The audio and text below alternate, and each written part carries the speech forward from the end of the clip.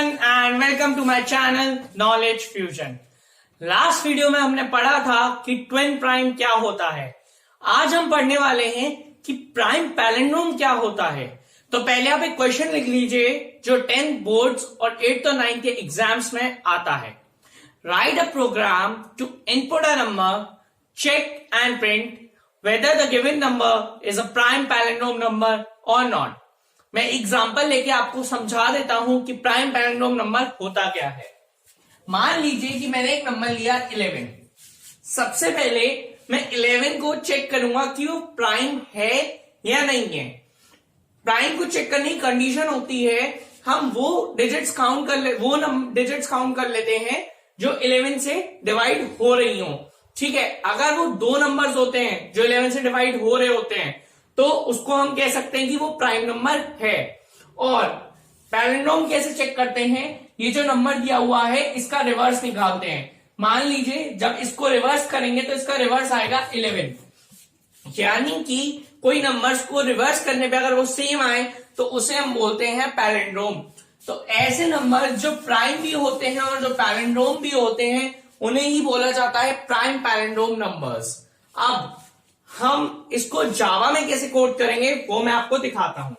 सबसे पहले हम जावा की स्टार्टिंग में हमेशा क्लास लेते हैं, क्लास से शुरुआत करते हैं, उस क्लास को एक पर्टिकुलर नाम देते हैं जो उस प्रोग्राम को मैच करे। तो मैंने इसको नाम दिया है प्राइम पैलिंड्रोम। ठीक है, उसके बाद एक कर्ली ब्रेस लगाते हैं। उसके बाद हम अपना main function that is void main लिखते हैं। मेन फंक्शन हमारे प्रोग्राम को प्रोसेस करने में हमारी हेल्प करता है। उसके बाद हमारे क्वेश्चन में दिया हुआ था write program to input a number. तो हमें एक नंबर इनपुट लेना है। तो अब हम क्या करेंगे, हम इंट n ले रहे हैं। ये वो वेरिएबल है जिसमें यूजर वैल्यू इनपुट करेगा। कौन सी डेटा टाइप की, इंटीजर डेटा टाइप की। ठीक है, उसके बाद हमने लगा दिया कर्ली ब्रेस। यहां तक हमारा step 1 that is the syntax part complete हो गया। अब आता है हमारा स्टेप 2। ये वो पार्ट है जिसमें आप वेरिएबल्स लेते हैं जो आपकी प्रोग्राम को सॉल्व करने में आपकी हेल्प करे। मैंने यहाँ पे 1 2 3 4 5 वेरिएबल्स लिए हैं। मैं समझा देता हूं क्या वेरिएबल क्या काम करेगा। आई मैंने लिया है फॉर का लूप चलाने के लिए जिसको प्राइम नंबर में ये हेल्प करेगा। c इक्वल्स टू 0 मैंने काउंटर लिया है ताकि चीजें काउंट कर सके कितनी बार कौन कौन से नंबर्स डिवाइड हो रहे हैं। ठीक है, ये दोनों हो गए प्राइम के लिए। अब ये 3 वेरिएबल्स हैं जो पैलिंड्रोम के लिए हेल्प करेंगे, जैसे कि num equals to n। num equals to n मैंने n का डुप्लीकेट लिया है, ये पैलिंड्रोम में हमारी हेल्प करेगा। उसके बाद मैंने लिया है r मैंने लिया है एक डिजिट को एक्सट्रैक्ट कराने के लिए। और rev, जब आप किसी नंबर को रिवर्स करेंगे तो उसे आपको कहीं पे स्टोर करना पड़ेगा। तो rev के अंदर मैं उस रिवर्स नंबर को स्टोर करूंगा। ठीक है, यहां तक हमारा स्टेप 2 कंप्लीट हो गया। अब होती है स्टेप 3 में हमारी वर्किंग यानी सॉल्विंग।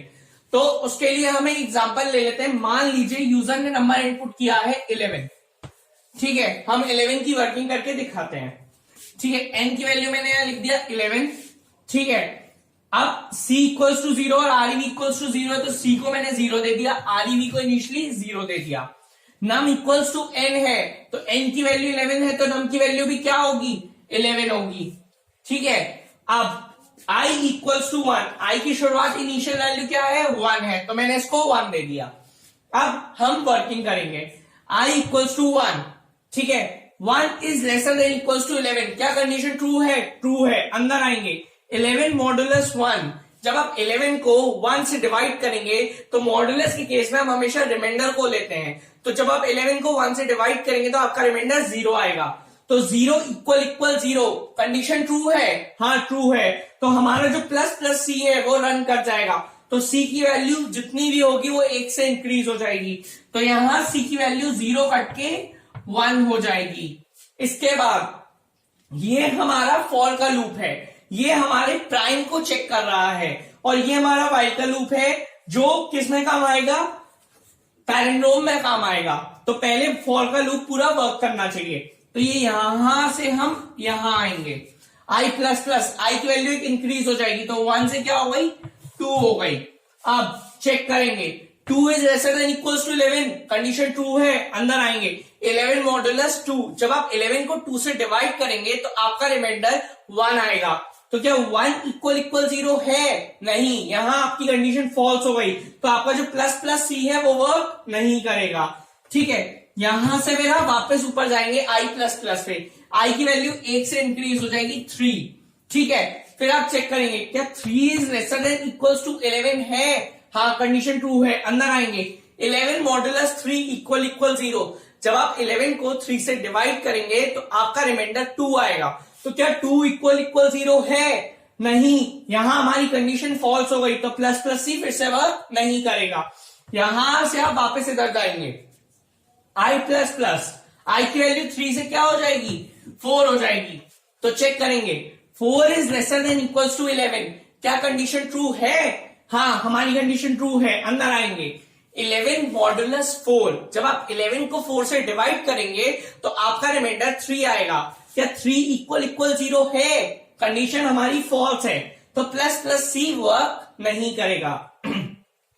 यहां से आप ऊपर जाएंगे, आई की वैल्यू फिर से प्लस प्लस, तो आई की वैल्यू 5, 6, 7, 8, 9, 10 ये सारी होती जाएंगी। उसके बाद आई की वैल्यू हो जाएगी 11। 10 तक कोई भी ये वाली कंडीशन सेटिस्फाई नहीं कर पाएगा, क्योंकि कोई भी कंप्लीटली डिवाइड नहीं होगा। अब आई की वैल्यू जैसे ही 11 होगी तो पहले चेक होगी कंडीशन, क्या 11 is lesser than equal to 11 है? देखिए, लेसर तो नहीं है, पर हाँ इक्वल है, तो कंडीशन ट्रू हो गई। अंदर आ गए, 11 मॉडुलस 11, जब आप 11 को 11 से डिवाइड करेंगे तो आपका रिमाइंडर 0 आएगा, क्योंकि 11 कंप्लीटली डिवाइड हो जाएगा। तो 0 इक्वल इक्वल 0, आपकी कंडीशन ट्रू हो जाएगी। तो अब प्लस प्लस सी वर्क कर जाएगा, तो सी की वैल्यू 1 से इंक्रीज हो जाएगी, तो 1 की जगह सी की वैल्यू क्या हो जाएगी? 2 हो जाएगी। अब यहां से आप ऊपर जाएंगे तो आई प्लस प्लस, आई की वैल्यू 11 कट के क्या हो गई? 12 हो गई। चेक करेंगे, क्या 12 is lesser than equal to 11 है? यहां पे हो गई हमारी कंडीशन फॉल्स, क्योंकि ना वो लेसर है ना वो इक्वल है, तो ये हमारी कंडीशन फॉल्स हो जाएगी। हम फॉर के लूप से बाहर आ जाएंगे। ठीक है, मैं ये आई मिटा देता हूं। ठीक है, यहां तक हमारी आई की वर्किंग खत्म हो चुकी है। हमने 1 से लेके 11 तक सब चेक कर लिए, और उसके बाद 12 पे हमारी कंडीशन हो गई फॉल्स। ठीक है, अब सबसे पहले आप वाइल से चेक करेंगे, क्या 11 इज नॉट इक्वल टू 0 है?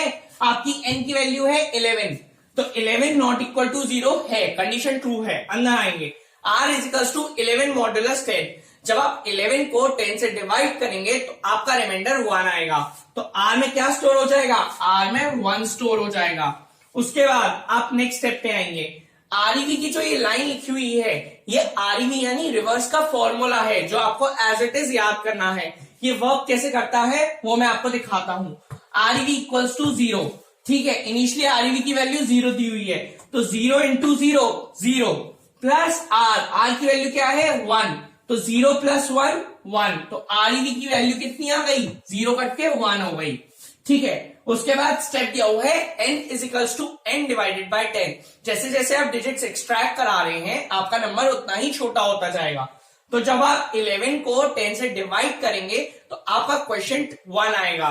ठीक है, तो आपकी n की वैल्यू 11 कट के 1 हो जाएगी। ठीक है, इसके बाद आप यहां से वापस इधर ऊपर आएंगे और फिर से कंडीशन चेक करेंगे, क्या 1 इज नॉट इक्वल टू 0 है? हाँ, कंडीशन अभी भी हमारी ट्रू है। अंदर आएंगे, r is equals to 1 modulus 10। अब देखिए यहां पे वही कंडीशन आ गई। अब 1 जो है वो 10 से डिवाइड नहीं हो सकता, तो मॉडुलस के केस में मैंने आपको बताया है, जब कोई नंबर डिवाइड नहीं हो सकता या कोई डिजिट डिवाइड नहीं हो सकती, तो आप वो जो डिजिट है उसी को एज अ रिमाइंडर ले लेते हैं। तो यहां पे आपका रिमाइंडर क्या आ जाएगा? 1 आ जाएगा, क्योंकि आपकी n की वैल्यू क्या है? 1 है, तो r में क्या स्टोर हो जाएगा? 1 स्टोर हो जाएगा। ठीक है, नेक्स्ट स्टेप में आरईवी फिर से रन करेगा। अब आरईवी की वैल्यू क्या की? 1 इंटू 10 प्लस 1 11, यानी आरईवी की वैल्यू 1 कट के 11 हो गई। ठीक है, नेक्स्ट स्टेप में आएंगे, n is equals to n divided by 10। जब आप 1 को 10 से डिवाइड करेंगे तो डिवाइड नहीं होगा।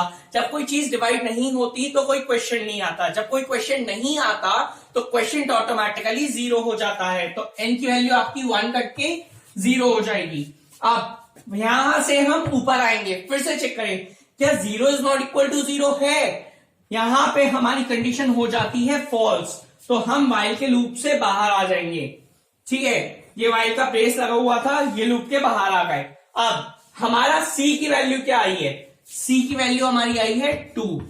ठीक है, आरईवी की वैल्यू आई है 11, आरईवी की वैल्यू आई है 11। ठीक है, अब यही तो कंडीशंस होती हैं जो हम चेक कराते हैं कि प्राइम और पैलिंड्रोम है या नहीं है। अगर हम इन दो कंडीशंस को साथ में चेक कराएंगे तो तभी वो बताएगा कि वो प्राइम पैलिंड्रोम नंबर है या नहीं है। तो देखिए इसमें मैंने क्या कंडीशन लगाई है, C इक्वल टू और आरवी इक्वल नम।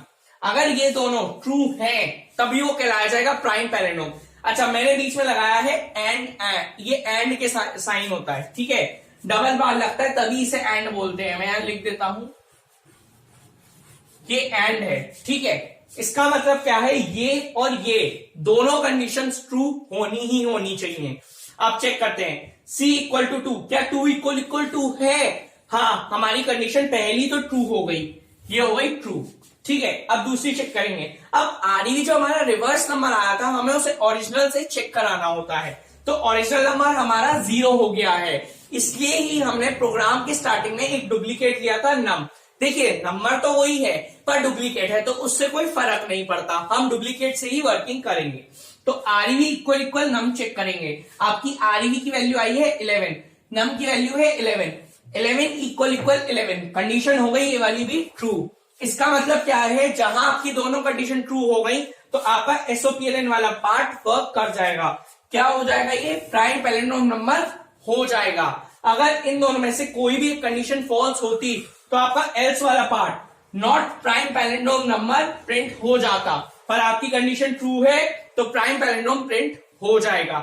एंड का ध्यान रखिएगा, एंड का मतलब होता है कि दोनों कंडीशंस आपकी ट्रू होनी चाहिए। तो इसकी एक शॉर्ट सी समरी मैं आपको बता देता हूं। सबसे पहले हम प्राइम की वर्किंग करेंगे, ठीक है, उसके बाद हम पैलिंड्रोम की वर्किंग करेंगे, उसके बाद हम दोनों ही कंडीशंस को इकट्ठा चेक कराएंगे, तभी ये बताएगा कि ये प्राइम पैलिंड्रोम नंबर है या नहीं है। इससे पहले मैंने 2 वीडियोस और डाली थी, प्राइम पे अलग और पैलिंड्रोम पे अलग। अगर इससे पहले आप वो देख लेंगे तो आपको ये चीज बहुत ज्यादा क्लियर हो जाएगी। और आई होप कि आपको प्राइम पैलिंड्रोम नंबर क्लियर हो गया होगा। तो अगर आपको ये वीडियो पसंद आई हो तो इसको लाइक करें, शेयर करें और सब्सक्राइब करना ना भूलें। और एक इंपॉर्टेंट बात, अगर आपको कोई भी कैसा भी डाउट है तो मेरा कॉन्टैक्ट नंबर और मेरी मेल आईडी डिस्क्रिप्शन बॉक्स में प्रेजेंट है, आप मुझे कॉन्टैक्ट कर सकते हैं। Have a good day.